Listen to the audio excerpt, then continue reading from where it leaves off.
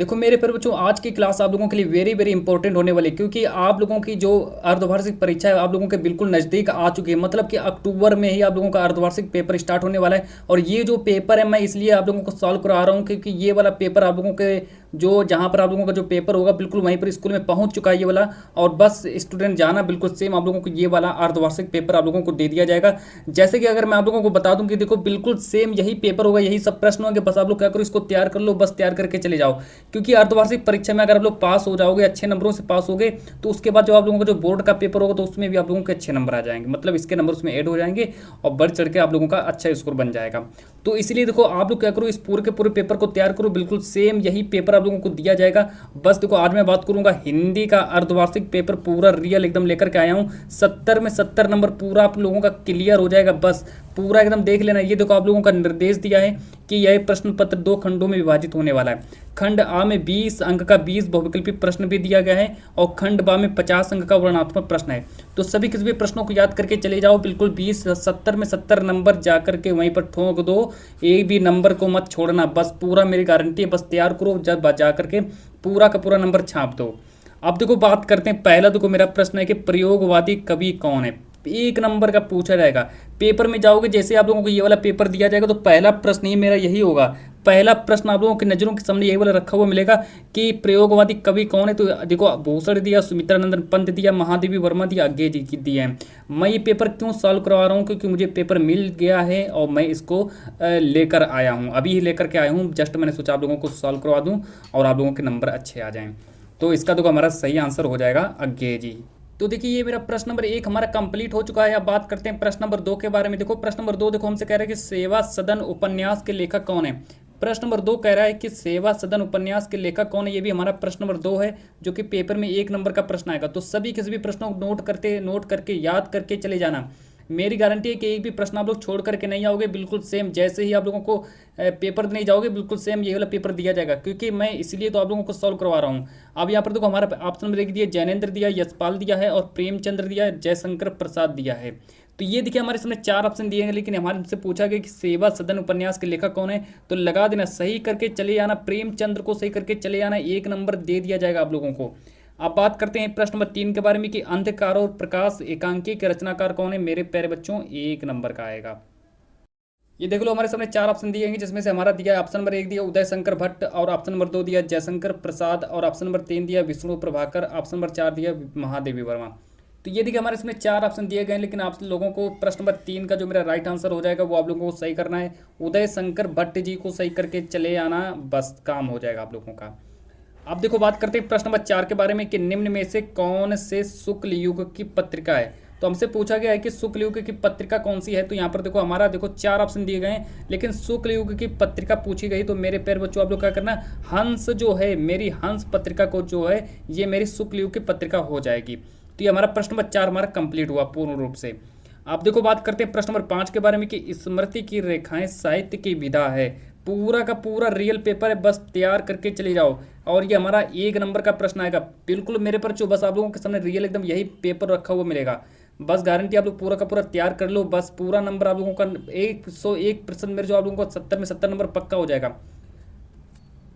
देखो option number 1 दिया जीवनी, ऑप्शन नंबर 2 दिया भेंट वार्ता, ऑप्शन नंबर 3 दिया नाटक, ऑप्शन नंबर 4 दिया संस्मरण। ये देखिए हमारे 4 ऑप्शन दिए गए हैं। आप लोगों का जहाँ पर भी पेपर होगा, आप लोगों के कॉलेज में ये वाला पेपर पहुँच चुका है मेरे पर। जो बस क्या करना, आप लोगों को बस जाना बाकी है। जैसे आप लोगों का एग्जाम स्टार्ट हो जाएगा हिंदी का, बस आप लोगों को यही वाला पेपर आप लोगों को दे दिया जाएगा सॉल्व करने के लिए। बस आप लोग इसी पेपर को सॉल्व मतलब कि कहा जाएगा, इसी पेपर को सॉल्व करने के लिए कहा जाएगा।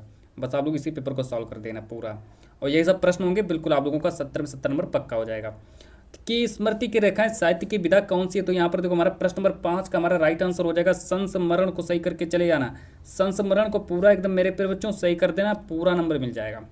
चलो अब बात करते हैं मेरा नेक्स्ट प्रश्न। देखो फिर देखो बात करते हैं प्रश्न नंबर 6 के बारे में। देखो प्रश्न नंबर देखो 6 हमसे कह रहा है कि आदिकाल की प्रमुख रचना का नाम बताइए। आदिकाल की रचना का नाम बताइए। पेपर में मेरे प्यारे बच्चों 1 नंबर का प्रश्न आएगा। तो प्रश्न नंबर 6 का हमारा सही जवाब हो जाएगा पृथ्वीराज रासो। तो इसका हमारा राइट आंसर हो जाएगा पृथ्वीराज रासो को आप लोग याद रखेंगे। अब देखो बात करते हैं प्रश्न नंबर 7 के बारे में। देखो प्रश्न नंबर 7 हमसे देखो कह रहा है कि नीरजा के रचयिता का नाम बताइए। तो नीरजा के रचयिता का नाम क्या हो जाएगा। नीरजा के रचयिता का नाम देखो ये हमारे सब गलत ऑप्शन है, ये भी गलत हो जाएगा। और इसके बाद फिर हमारे ये भी देखो गलत है, और फिर इसके बाद अगर हम और आगे बात करें तो ये भी मेरा गलत हो जाएगा और ये भी मेरा गलत हो जाएगा। तो ये जो प्रश्न है हमारा देखो गलत है। लेकिन यहाँ पर देखो ये जो नीरजा के रचयिता का नाम क्या हो जाएगा, तो नीरजा के रचयिता का नाम हो जाएगा, आप लोगों को याद रखना, महादेवी वर्मा।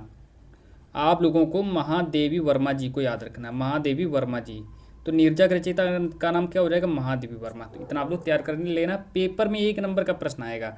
अब देखो आगे बात करते हैं प्रश्न नंबर 8 के बारे में। प्रश्न नंबर 8 देखो क्या कह रहा है कि यहाँ पर कह रहा है कि भारतीय हिंदू युग का अन्य नाम क्या है। भारतीय हिंदू युग का अन्य नाम देखो क्या है, आरंभ काल दिया है, पुनर्जागरण काल दिया, नवोत्थान काल दिया, सुधार काल दिया है।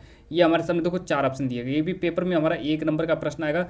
लेकिन हमारा इसका सही देखो जवाब क्या हो जाएगा, इसका हमारा राइट आंसर हो जाएगा हमारा नवोत्थान काल, हमारा बिल्कुल राइट आंसर हो जाएगा। तो आप लोग यहाँ पर ऑप्शन नंबर 2 को पूरा सही करेंगे। अब देखो बात करते हैं प्रश्न नंबर 9 के बारे में कि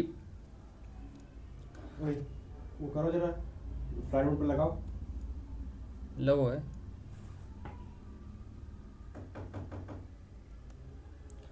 प्रश्न नंबर 9 देखो हमसे कह रहा है कि साकित जो है किस युग की रचना है। साकित जो है किस युग की रचना है, तो मेरे पर जो पेपर में 1 नंबर का प्रश्न आएगा, तो साकित जो है द्विवेदी युग की रचना हो जाएगी। तो आप लोगों को याद रखना है साकित किस युग की रचना हो जाएगी, साकित मेरी द्विवेदी युग की रचना हो जाएगी। तो आप लोगों को द्विवेदी युग पर टिक लगाना है। अब आगे देखो बात करते हैं प्रश्न नंबर 10 के बारे में।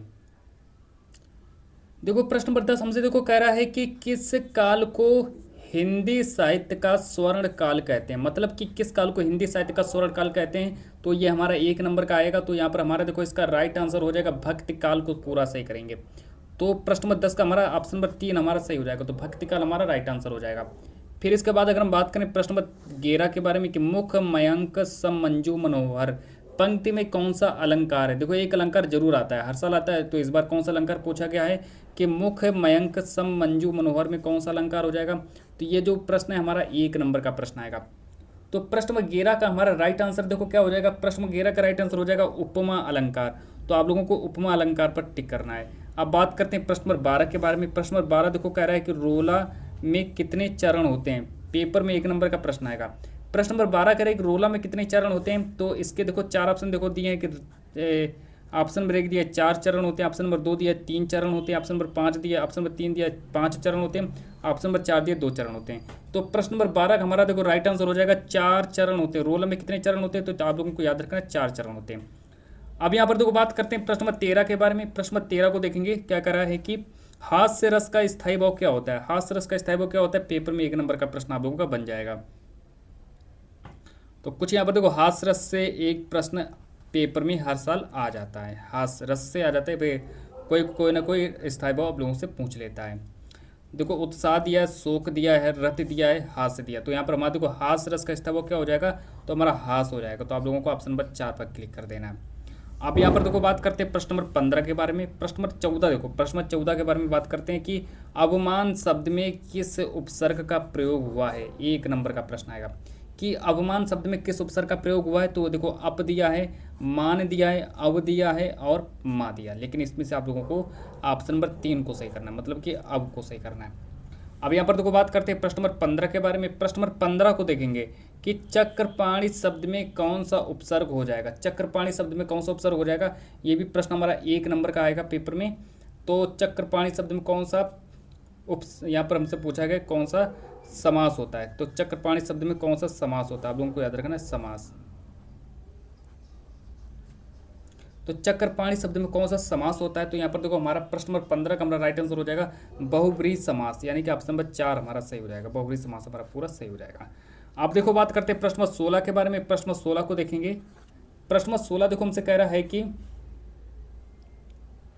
अंगीठी शब्द का तत्सम शब्द क्या होगा। तो पेपर में 1 नंबर का प्रश्न आएगा। अग्निका दिया है, अंगनिष्ठिका दिया है। इसके बाद फिर आगे बात करते हैं। फिर हमारा देखो अनिष्ठा दिया है, अनिष्ठिका और इनमें से कोई नहीं। तो इसमें से आप लोगों को सही करना कौन सा, ऑप्शन नंबर 2 को सही कर देना, अग्निष्ठिका हमारा सही हो जाएगा। अब बात करते हैं प्रश्न नंबर 17 के बारे में कि सूरज का तत्सम शब्द क्या होता है। सूरज का तत्सम रूप क्या होता है। प्रश्न नंबर 17 देखो सूरज का तत्सम रूप क्या होता है। सूरज का तत्सम रूप हमेशा सूर्य ही होता है।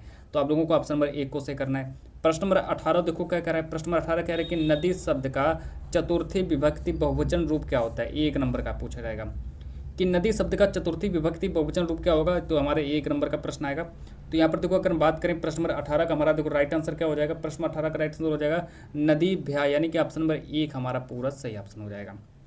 अब देखो बात करते हैं प्रश्न नंबर 19 के बारे में। प्रश्न नंबर 19 को देखेंगे, प्रश्न नंबर 19 को देखेंगे क्या कह रहा है कि जिसके विषय में कुछ कहा जाता है, मतलब कि जिसके विषय में अगर कुछ कहा जाए तो उसे हम क्या कहते हैं, उसे क्या कहते हैं, 1 नंबर का आएगा। तो जिसके विषय में कुछ कहा जाए तो उसको हम क्या कहते हैं, उसको हम कर्तवाची कहते हैं। तो आप लोग ऑप्शन नंबर 2 हमारा पूरा सही ऑप्शन हो जाएगा। तो ऑप्शन नंबर 2 हमारा पूरा राइट आंसर हो जाएगा कि जिसके विषय में कुछ कहा जाए उसको क्या कहते हैं, उसको हम कर्तवाच्य कहते हैं। तो ये हमारा ऑप्शन नंबर 2 हमारा पूरा सही हो जाएगा। प्रश्न नंबर 20 को देखेंगे कि तुम घर कब लौटे थे, यह किस प्रकार का वाक्य है। पेपर में 1 नंबर का आएगा प्रश्न, है ना, कि तुम घर कब लौटे थे। तो देखो यहाँ पर क्वेश्चन मार्क भी देखो लगा है, ये देखो क्वेश्चन मार्क है। तो कब देखो लिखा, कब का मतलब है कि क्वेश्चन मार्क वाला प्रश्न, मतलब कि प्रश्नवाचक हो जाएगा। तो हमारा ये प्रश्नवाचक वाक्य हो जाएगा। प्रश्न नंबर 20 का हमारा ऑप्शन नंबर 2 हमारा पूरा सही हो जाएगा। तो यहाँ से आप लोगों के 20 में 20 नंबर पक्के हो गए। बस आगे देखो फिर हम आगे बात करते हैं, यहाँ से स्टार्ट होता है आप लोगों का खंड बा। तो चलो बात करते हैं खंड बा के बारे में। आप लोगों को सभी के सभी प्रश्न बता दें कि खंड बा में कौन कौन से प्रश्न पूछे गए, सबको तैयार करके आप लोग चले जाओ। अब यहाँ से देखो आप लोगों को वर्णनात्मक प्रश्न स्टार्ट होता है, जहाँ से आप लोगों का गद्य पद्य से संबंधित प्रश्न होंगे, लेखक का जीवन परिचय पूछा जाएगा, कवि का जीवन परिचय। तो सब कुछ मैं यहाँ पर आप लोगों को बताने वाला हूँ, मतलब कि 70 में 70 नंबर वाली आप लोगों की ये क्लास होने वाली है। प्रश्न नंबर 1 देखो हमसे कह रहा है कि निम्नलिखित गद्यांश पर आधारित 3 प्रश्नों के उत्तर दीजिए। पहला देखो गद्यांश पढ़ेंगे कि 3 × 2 मिलाकर मतलब 6 नंबर का प्रश्न आएगा कि कुसंग का ज्वर सबसे भयानक होता है, यह केवल नीति और सद्वृत्ति का ही नाश नहीं करता बल्कि बुद्धि का भी क्षय करता है। फिर देखो आगे बात करते हैं कि संगति यदि बुरी होगी तो वह उसके पैरों में बंधी चक्की के समान होंगी, जो उसे दिन दिन प्रतिदिन अवनति के गड्ढे में गिराती जाएगी। तो ये आप लोगों को पता है किस चैप्टर से लिया गया। तो ये जो मैं यहाँ पर देखो पहला देखो 3 प्रश्न पूछे जाएंगे, इस पर आधारित हमसे 3 प्रश्न पूछे जाएंगे। पहला प्रश्न देखो हमसे पूछा गया कि उपयुक्त गद्यांश का संदर्भ लिखिए। तो संदर्भ आप लोग लिखेंगे तो आप लोगों को 2 नंबर मिलेगा। फिर हम यहाँ पर बात करते हैं कि गद्यांश के रेखांकित अंश की व्याख्या कीजिए, तो इसका भी हमारा 2 नंबर मिल जाएगा। और प्रश्न गा देखो कह रहा है कि युवा पुरुष की संगति के बारे में क्या कहा जा गया है, तो ये भी हमारा 1 नंबर का ये पूछा जाएगा। फिर 1 नंबर का ये वाले प्रश्न पूछा जाएगा कि अच्छी संगति के लाभों का वर्णन कीजिए, तो ये भी हमारा देखो 1 नंबर का मतलब 2 नंबर का हमारा ये पूछा जाएगा। 2 मिलाकर मतलब 6 नंबर आप लोगों का पूछा जाएगा। तो चलो बात करते हैं, देखो यहाँ पर हमारा ये देखो पहले हम इसके पाठ का नाम बता दें। पाठ का नाम है मित्रता और लेखक का नाम हो जाएगा आचार्य रामचंद्र शुक्ल, आचार्य रामचंद्र शुक्ल। तो ये तो सब आप लोग देखो व्याख्या है तो आप लोग कर ही सकते हो, तो इतना मैं आप लोगों के ऊपर विश्वास रख ही सकता हूँ। व्याख्या आप लोग अपने तरफ से क्वेश्चन बैंक या फिर कहीं से भी किताब से देख लेना। अब यहाँ पर देखो बात करते हैं अथवा करके दिया गया है, अथवा वाला भी आप लोग सॉल्व कर सकते हैं। अथवा वाला देखो कि ईर्ष्या से बचने का उपाय मानसिक अनुशासन है, जो व्यक्ति ईर्ष्यालु स्वभाव का है उसे फालतू के बारे में सोचने की आदत छोड़ देनी चाहिए। उसे यह भी पता लगाना चाहिए कि जिस अभाव के कारण वह ईर्ष्यालु बन गया है उसकी पूर्ति का रचनात्मक तरीका क्या है। जिस दिन उसके भीतर यह जिज्ञासा आएगी उसी दिन से वह ईर्ष्या करना कम कर देगा। 3 प्रश्न देखो इस पर आधारित पूछे गए हैं। प्रश्न नंबर 1 कह रहा है कि उपयुक्त गद्यांश का संदर्भ लिखिए। प्रश्न नंबर 2 कह रहा है कि रेखांकित अंश की व्याख्या कीजिए। प्रश्न नंबर 3 कह रहा है कि लेखक ईर्ष्या से बचने के लिए किस आदत को छोड़ने को कहता है। तो ये देखिए हमारा है गद्यांश, है ना। तो एक अथवा करके दिया गया है, तो आप लोग चाहो तो इसको भी सॉल्व कर सकते हो। 2 में से मैंने आप लोगों को दोनों बता दिए, तो आप लोग दोनों के दोनों को तैयार कर लेना और दोनों में से फिर आप लोग एक का उत्तर लिखना पड़ेगा। आप लोगों को एक का ही उत्तर लिखना है, दोनों का उत्तर नहीं लिखना है। तो ये देखो हमारा गद्यांश है। अगर हम इस गद्यांश के बारे में बात करें कि इस गद्यांश के पाठ का नाम देखो क्या है, ये हमारा पाठ का नाम है ईर्ष्या तू ना गई मेरे मन से। आप लोगों को याद रखना है ईर्ष्या तू ना गई मेरे मन से, ईर्ष्या तू ना गई मेरे मन से, इतना आप लोग तैयार करो। इसके पाठ का नाम हो जाएगा ईर्ष्या तू ना गई मेरे मन से। और इसके लेखक देखो कौन हो जाएंगे, इसके लेखक हो जाएंगे रामधारी सिंह दिनकर, रामधारी सिंह दिनकर इसके लेखक हो जाएंगे। तो आप लोगों को इतना तैयार कर लेना, रामधारी सिंह दिनकर इसके लेखक हो जाएंगे। तो ये आप लोगों का 6 नंबर पूरा फ्री का मैंने दे दिया है, पूरा 6 नंबर आप लोग अपने पक्के कर लीजिए।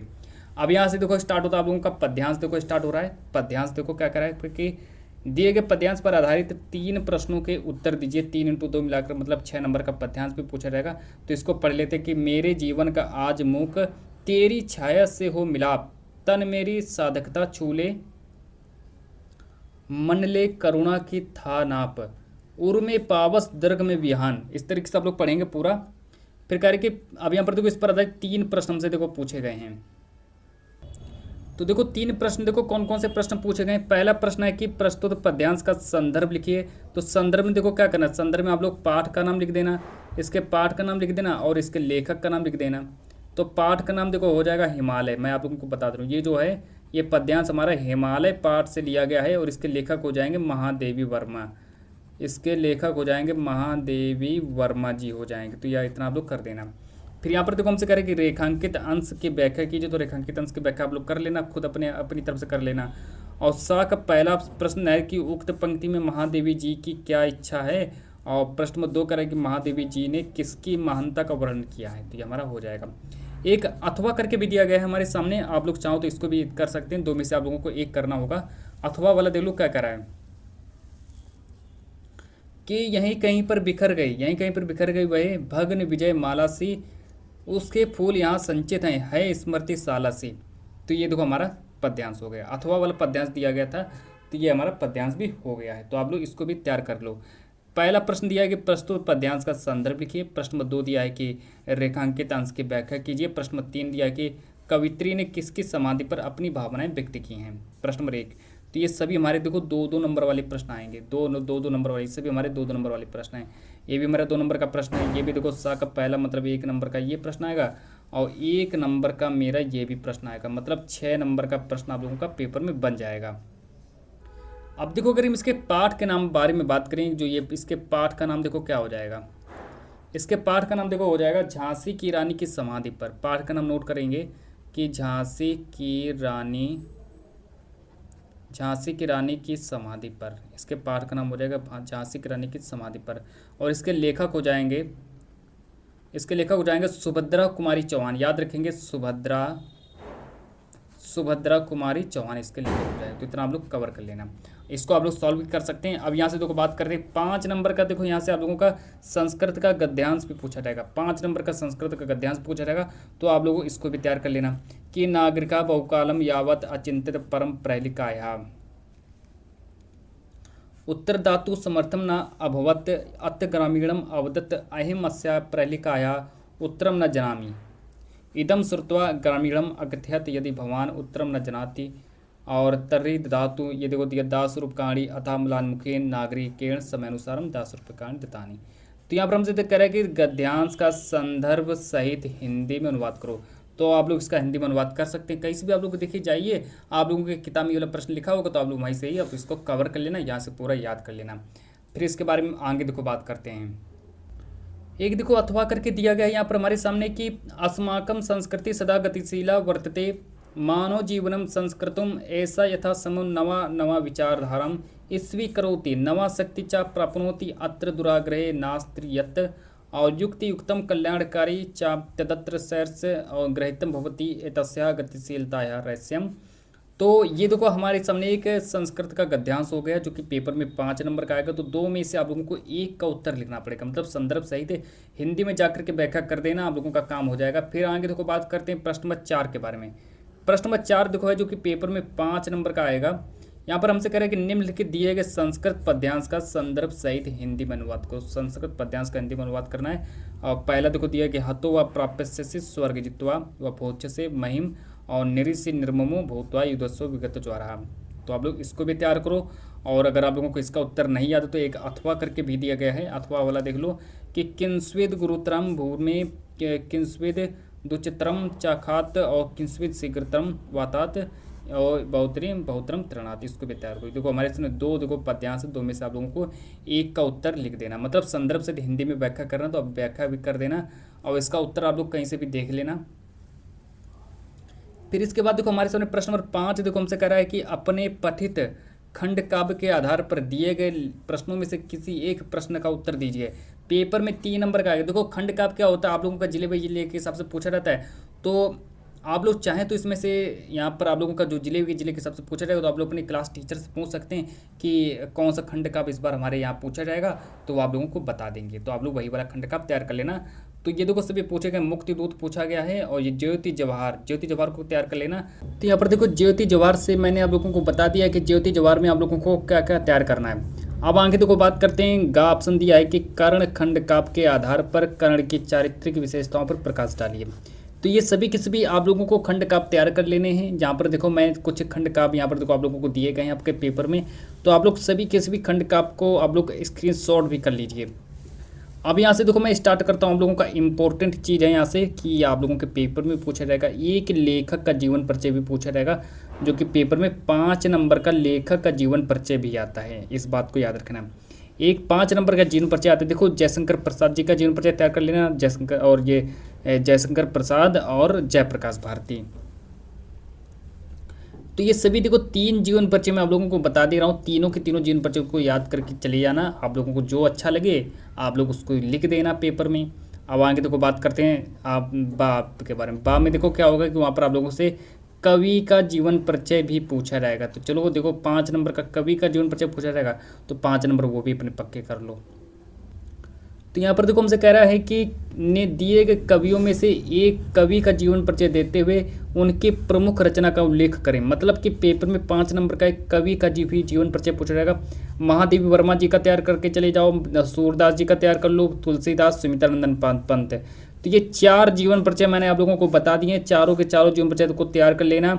एक जीवन परिचय आप लोगों के पेपर में आएगा तो उसको आप लिख देना। अब यहाँ से देखो बात करते हैं 7 के बारे में। प्रश्न नंबर 7 को देखेंगे। देखो यहाँ से पत्र लेखन भी पूछा गया है। तो पत्र लेखन में देखो आप लोगों को कौन कौन से पत्र लेखन भी तैयार करने हैं, और मैं उन पत्र लेखनों को भी बता रहा हूँ कि पत्र लेखन में आप लोगों को कौन कौन से पत्र लेखन तैयार करने हैं। देखो अपनी पाठ्य पुस्तक में से कंठस्थ, तो हमारा कोई एक श्लोक पूछा गया है, कुछ श्लोक तो हमारा 2 नंबर का आएगा, लेकिन हम बात करेंगे पत्र लेखन के बारे में, तो श्लोक को अलग हटाओ। अब देखो प्रश्न नंबर 8 कि शहर की सफाई हेतु अपने शहर के प्रमुख नगर अधिकारी को पत्र लिखना है। एक पत्र लिखना है जो कि 4 नंबर का पत्र लेखन भी पूछा जाएगा। अथवा करके दिया गया है कि अपने मित्र को अपने बड़े भाई के विवाह में सम्मिलित होने का निमंत्रण देते हुए एक पत्र लिखना है। तो ये मतलब आपके बड़े भाई की शादी, तो अपने मित्र को आमंत्रित करना चाहते हैं अगर आप, तो उस पर एक पत्र लिख देना। अब यहाँ पर देखो बात करते हैं प्रश्न नंबर 9 के बारे में। प्रश्न नंबर 9 जो है पेपर में 2 नंबर का आएगा। मतलब कि यहाँ पर हमसे कह रहा है कि दिए गए प्रश्नों में से किन्हीं 2 प्रश्नों का उत्तर संस्कृत में देना है। मतलब किन्हीं 2 प्रश्नों का उत्तर हमको संस्कृत में देना है। तो आगे देखो 2 प्रश्न हैं। ये देखो हमारे सामने सब 4 प्रश्न लिखे गए हैं, संस्कृत के 4 प्रश्न हैं। तो इसमें से आप लोग 2 प्रश्नों का उत्तर आप लोग संस्कृत में लिख देना। आप लोग चाहे तो इसका उत्तर लिखो, या फिर इसका, या फिर इसका, या फिर इसका। 4 प्रश्न दिए गए, 4 में से आप लोग अपनी तरफ से देख लेना और याद करके जाना, उतार देना ऐसा ही पूरा। और यहाँ पर देखो प्रश्न नंबर 10 के बारे में बात करेंगे कि 7 नंबर का एक निबंध भी पूछा जाएगा। एक ऐसे पूछा जाएगा, निबंध पूछा जाएगा कि देखो बेरोजगारी एक अभिशाप, इस पर भी तैयार कर लो। या फिर आप लोगों को अगर अच्छा लगे कि इस पर पर्यावरण प्रदूषण, तो आप लोग पर्यावरण प्रदूषण भी पर भी तैयार कर सकते हो। अब आगे देखो बात करते हैं विज्ञान वरदान या अभिशाप, इस पर भी तैयार करो। या फिर आप लोग वृक्षारोपण का महत्व पर भी तैयार कर सकते हो। तो ये देखो मैंने आप लोगों को बताया इंपॉर्टेंट निबंध, तो आप लोग क्या करो निबंध में इनको तैयार करो। तो यहाँ से आप लोगों का पूरा पेपर आप लोगों का समाप्त मैंने कर दिया है। मतलब मैंने पूरा पेपर आप लोगों का सॉल्व करवा दिया है। बस पूरा का पूरा तैयार करके चले जाओ। 70 में 70 नंबर आप लोगों को मिल जाएंगे इस पेपर से। और जब तक के लिए मैं आज की इस क्लास को इतना ही रखता हूँ।